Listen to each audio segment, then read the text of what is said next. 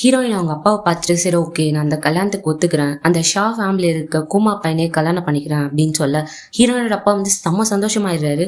சரி ஓகே உனக்கு என்ன வேணும்னு சொல்லு, ஒரு அழகான வெட்டிங் ட்ரெஸ் நான் வாங்கி தரேன் சொல்ல ஹீரோயின் வந்து என்னது வெட்டிங் ட்ரெஸ்ஸா, அவ்வளவுதான் நீங்க எனக்கு பண்ணுவீங்களா, இது எதுக்காக ஒத்துக்கிட்டேன் தெரியுமா கல்யாணம் பண்ண, உங்க இல்லீகல் டாட்டர் ஒருத்தி இருக்காளே அவ பேரு ஜோஜோ, சோ அந்த ஜோஜோக்காக தான் ஒத்துக்கிட்டேன் அப்படின்னு சொல்ல உடனே ஹீரோயினோட அப்பா செம்ம கோபப்படுறாரு.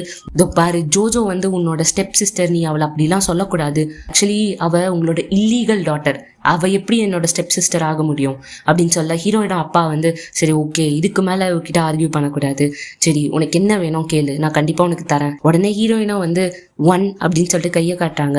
1 மில்லியன் தானே உனக்கு நான் டிரான்ஸ்ஃபர் பண்ணி விடுறேன் அப்படின்னு சொன்ன உடனே ஹீரோயின் வந்து 10 பில்லியன் வேணும். ஹீரோயினோட அப்பா செம்ம காண்டாயிடுறாரு.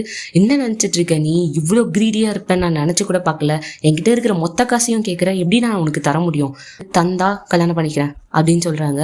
சரி ஓகே அவரும் யோசிக்கிறாரு, சரி நான் ஒத்துக்கிறேன். ஹீரோயின் இன்னொன்னும் சொல்றாங்க, ஈத்தன் நான் கல்யாணம் பண்ணிட்டு போன பிறகு ஜோஜோவோட பாடிகார்டா ஆகணும் அப்படின்னு சொல்ல ஹீரோயினோட அப்பா வந்து என்ன எப்படி சொல்ற, உனக்கு தான் ஈத்தனை ரொம்ப பிடிக்குமே, நீ தான் அவனை ரொம்ப லவ் பண்றிய, அதுக்கப்புறம் எதுக்கு உன் சிஸ்டருக்கு நீ விட்டு கொடுக்குற அப்படின்னு சொல்லிட்டு கேட்கிறாரு.